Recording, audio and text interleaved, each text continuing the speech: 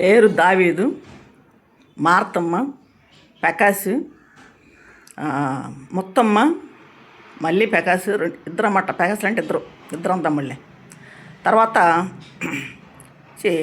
రాము, ముగ్గురు అన్నదమ్ముళ్ళు, తల్లిదండ్రులు, వదిన. తర్వాత భూదేవి, రాఘవలో, కోటేశు, మరియమ్మ, ఆదం, తర్వాత యేసు.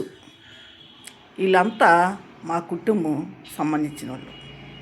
ఆ తల్లిదండ్రులు, అన్నదమ్ముళ్ళు, అక్కజెల్లి పిల్లలు వీళ్ళందరూ చనిపోయి ఉన్నారు.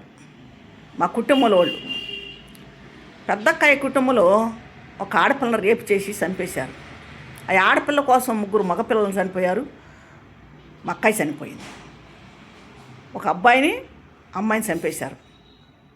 అమ్మాయిని రేపు చేసి చంపేశారు, అక్కయ్య కూతుర్ని.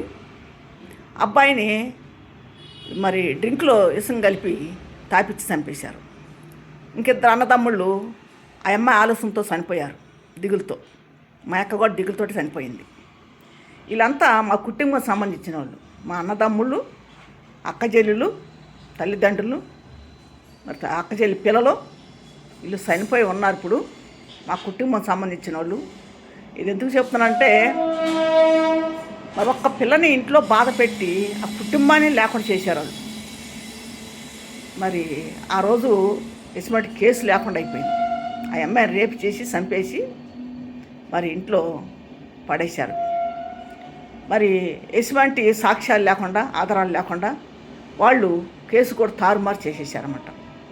అది మరి డాక్టర్లు ఆ అమ్మాయిని పరిశీలన చేసి అన్ని చేసినా కూడా మాకు సరైన రుజువులు లేకుండా చేశారు. వాళ్ళు భయపెట్టి మా అక్క అయినా పని చేశారు.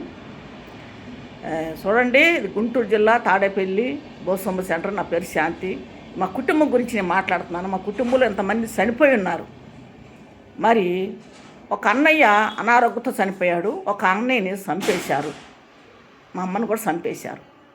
భూముల కోసం 5 ఎకరాల 28 సెంట్లు భూమి మాకున్నది, గవర్నమెంట్ ఇచ్చింది. ఆ భూమి కోసం నా తల్లిని చంపేశారు, ఒక అన్నదమ్ముని చంపేశారు. ఇప్పుడు మా మీద, మా బిడ్డల మీద దాడి చేస్తున్నారు వాళ్ళు. ఆక్రమించిన వాళ్ళు కూడా బాలసాని రాజేశ్వరరావు, సముద్రాల చెరుబాబు ఈ భూములు ఆక్రమించిన వాళ్ళు. 5 ఎకరాల 28 సెంట్లు భూమి. గుంటూరు జిల్లా తాడేపల్లి బోసమ్మ సెంటరు, మహానాడు, సీతానగరం మాకు భూములు వచ్చింది. మా సీతానగరం అది. మేము తాడేపల్లిలో అద్దెకుంటున్నాను నేను. మీరు చూడండి, మరి ఎన్నో వీడియోలు నేను చేస్తున్నాను, పెడుతున్నాను. ఎవరో తప్పుగా ఆలోచించొద్దండి. మా గురించి ఏమనుకోకండి. ఎందుకంటే మేము చాలా సమస్యలతో బాధలుతూ ఉన్నాం. ఈ వీడియోలు చూడండి, ఇంకెవరికైనా పంపండి.